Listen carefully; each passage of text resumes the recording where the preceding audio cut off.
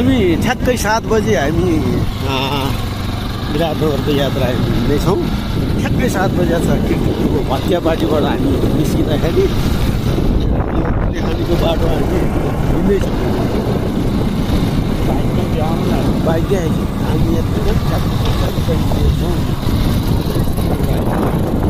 पक्का तरिकाले। अनि यस्तो चाहिँ नि होइन, यो राइडर हुनुहुन्छ 1 नम्बरको राइडर, उहाँसँगसँगै हामी जाँदैछौँ। त्यसरी अब यहाँबाट हामी यो छाप भन्ने बाटोबाट हामी जाँदैछौँ।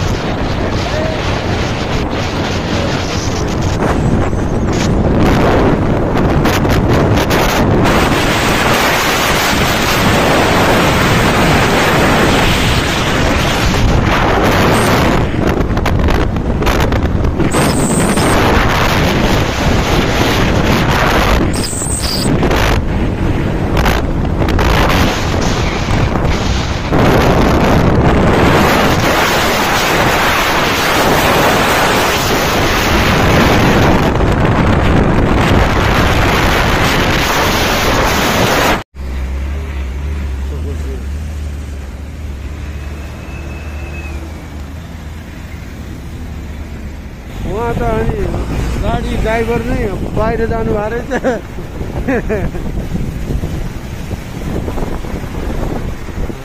ओहो माछा यहाँबाट पनि मार्दो रहेछ नि यार।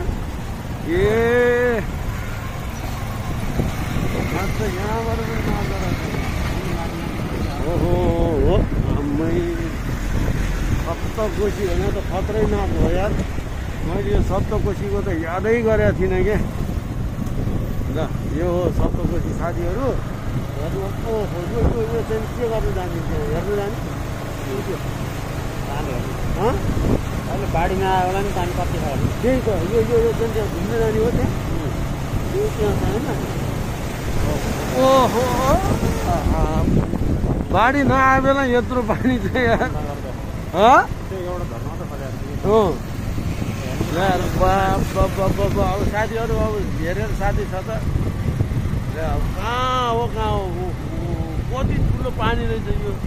अघि हामी आउँदा त्यो खोला होला जस्तै लागेको थिएन होइन। यो कहाँबाट जम्मा भयो पानी होला त्यहाँ। यसको हिँड्दै गयो भने कहाँ भेटिन्छ त यसको पुच्छर कहाँ होला लाग्छ। काठमाडौँको बागमती पनि जान्छ होला होइन।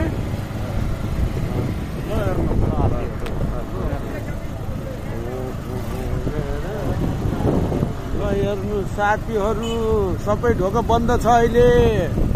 एउटा मात्रै ढोका खोलेको छ सप्तकोशी बाँध। हेर्नुहोस् त अब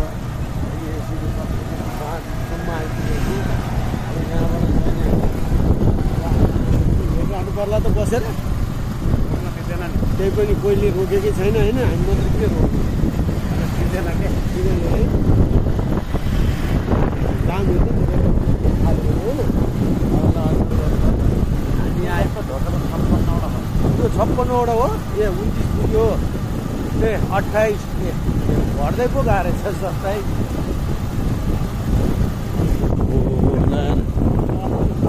ढोका खोले कुलमानले खोल्थ्यो अरे होइन।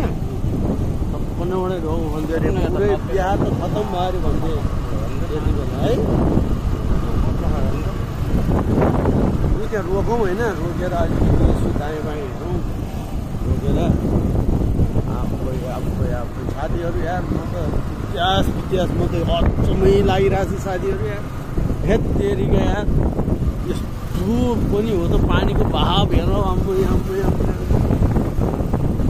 बाढी नै नआएको बेलामा यत्रो छ भने यो बाढी आएर त पुरै यो नागेर जान्छ अरे होइन। रोड पनि नागेर जान्छ अरे साथीहरू बाढी आएर। ओ त्यो साइडमा हेर न है कस्तो बहाव हानेर त फेल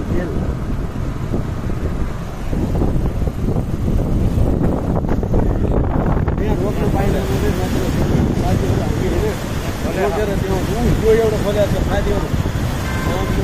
यो खोलेको हो यो माथि गयो होइन। अघि तल थियो यो माथि यता छेउछेउमा मात्र खोलिरहेको रहेछ।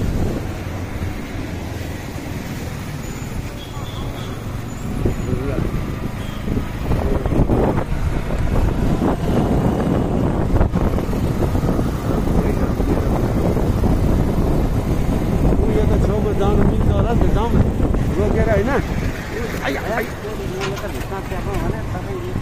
मैले केही गरेँ छैन है। यहाँ जाउँ न यहाँ माथि।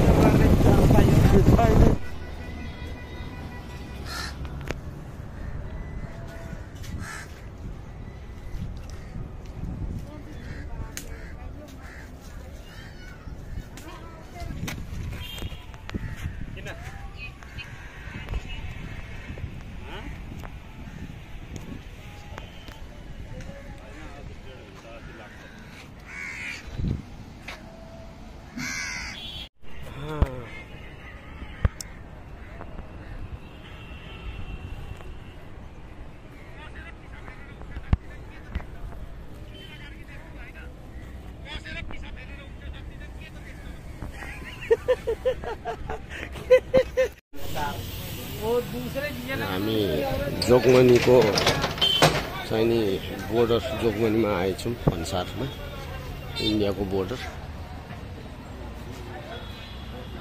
सकसकाइसक्यो यो देखेर त डा भइसक्यो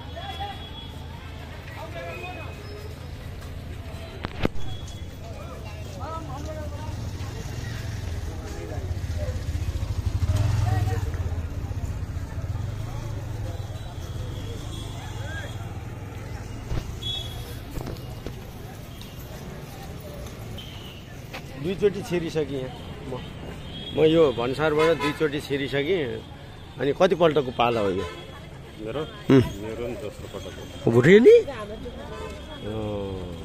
एकजना पास हुनुहुन्छ त ए सामान के ल्याउनु पाउँछ भनेको त्यसको लागि सबै ल्याउनु पाइन्छ ए लुगा लत्ता कपडा एकवटा त्यसको लागि सबै कहिले समात्दैन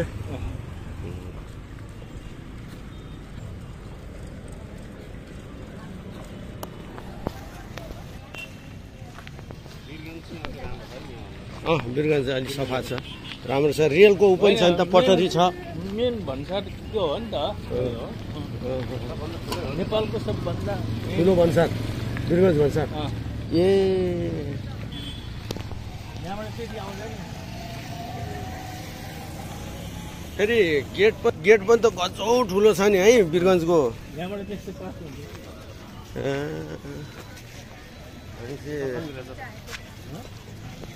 त्यही भएर टाइट गरेर रहेछ नि बिरगन्जमा होइन बा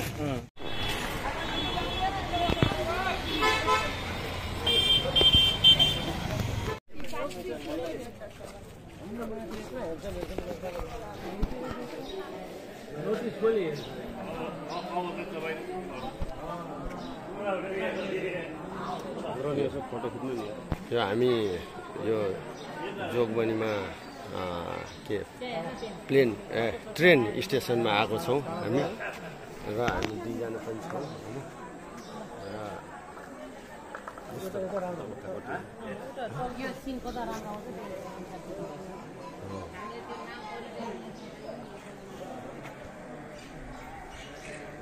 यहाँ चाहिँ नि अब फेरि यहाँबाट अब यो ट्रेन घुम्छ होला लागेको छ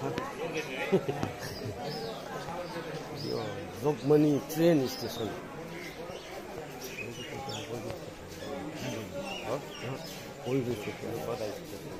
बधाई मलाई योभन्दा पहिला त म पहिलोचोटि त्यहाँ बिरगन्जमा देख्छु रियल आँखाले आफ्नै आँखाले नत्र भने चान्सै छैन त्यहाँ साथीहरू पनि हुनुहुन्छ हामी अब जोगबनीबाट कहाँ जाँदैछौँ इन्डियाको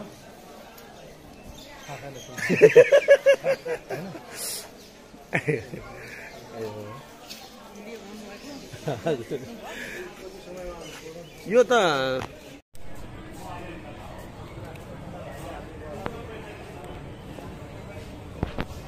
हामी ट्रेनमा आइरहेछौँ भर्खर एउटा ट्रेन आउँदैछ होइन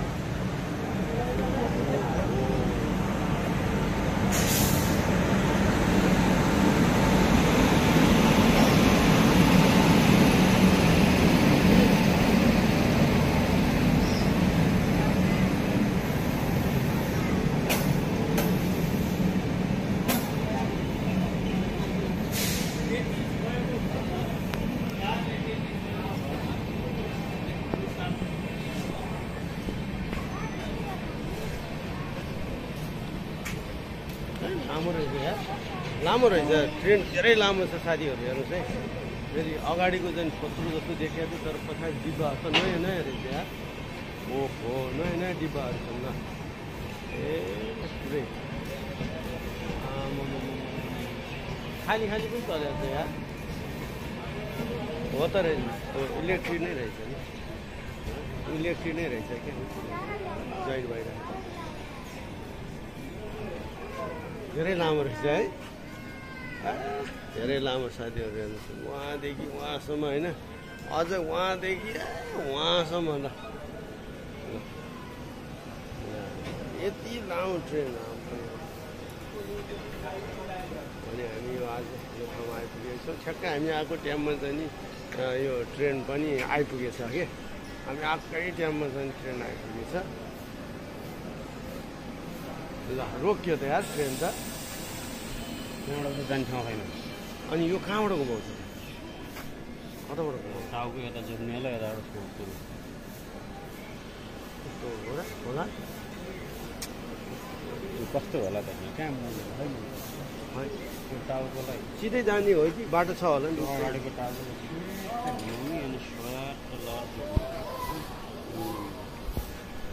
अनि अनि हामी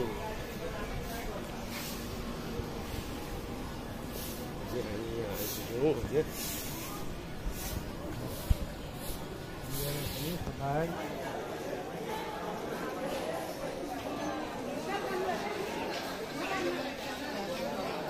आइपुग्यौँ अब यो बेलुका साँझको टाइम एकदम यो हावा खानु भनेर होइन अब होटलबाट निस्केर प्रोग्राम सिद्धिएर यो बेलुकाको इभिनिङ वाक भन्छ होइन इभिनिङ वाक गर्न हामी हिँडिरहेको छौँ यो विराटनगरको के ठाउँ रे यो पातालची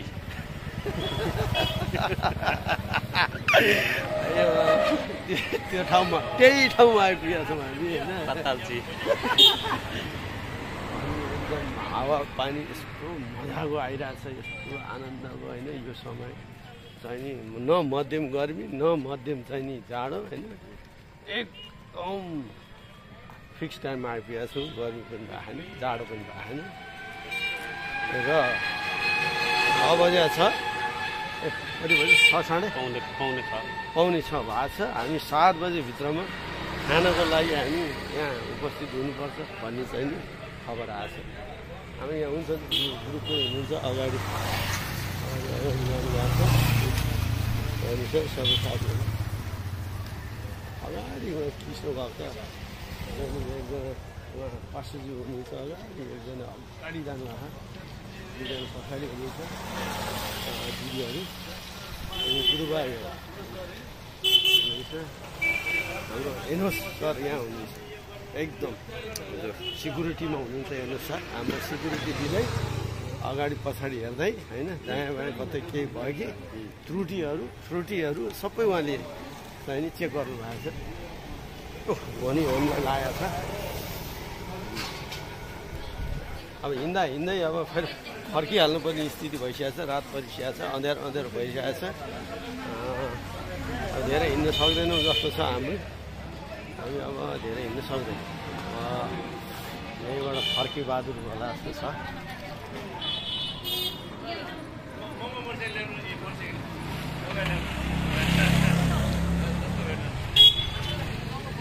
होइन उज्यालो हो ल उहाँको पनि उज्यालो छ मेरो मात्रै छैन मेरो मात्रै अलिक कालो यहाँ गुरुबा हुनुहुन्छ अनि हाम्रो दिदी हुनुहुन्छ उहाँ म्याडम हुनुहुन्छ अनि उहाँ हाम्रो विष्णुभक्त सर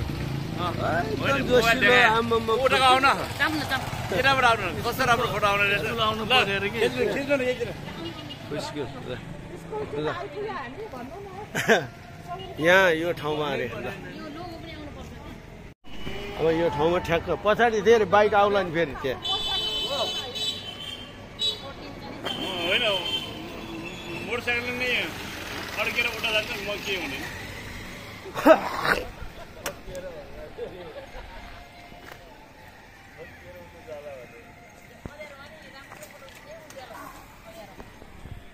आफूलाई त नराम्रो खिच्ने मन लाग्यो नि र यहाँ फोटो सेसन हुँदैछ यो कुन स्कुल हो ग्रामर स्कुलमा होइन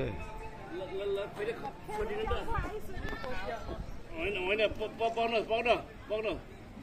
यो फोटो आउन त म पनि बस्नु पर्यो राम्रो बहुत अच्छा होला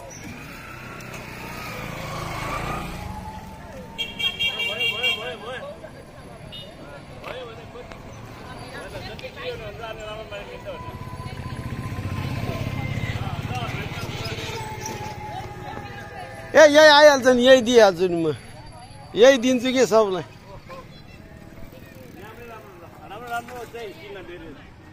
र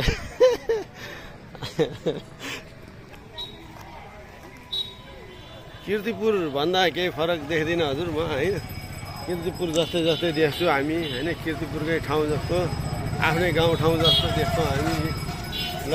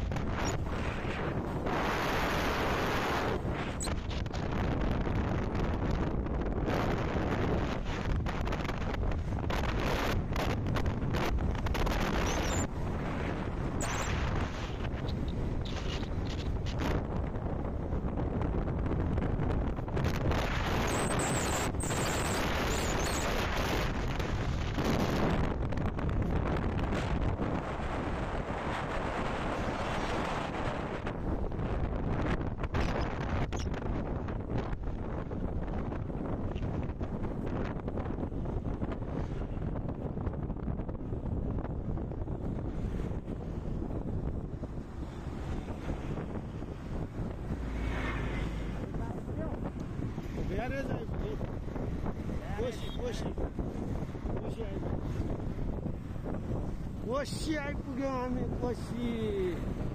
कोशीमा हामी कोशी ब्यारेजमा आइपुग्यौँ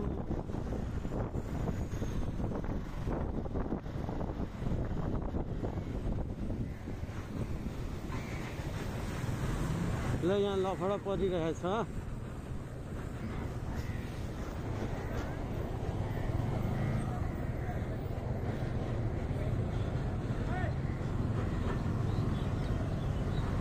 हो यो सडक कहाँ आइलिएछ पानी त घटेछ नि त पानी त घटेछ कोशीमा ए यो त साइडको हो त है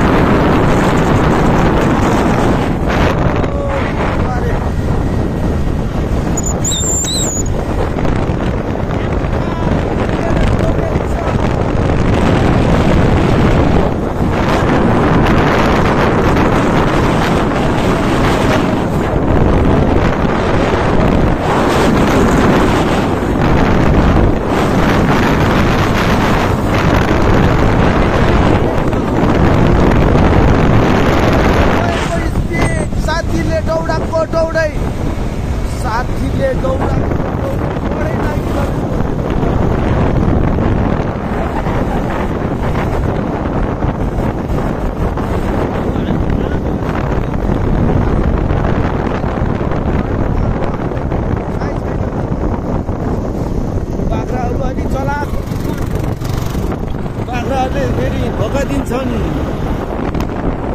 ल हेर अब यताबाट सिधै यता जान्छ। हामी ठिक ठाउँमा आइदिएछ।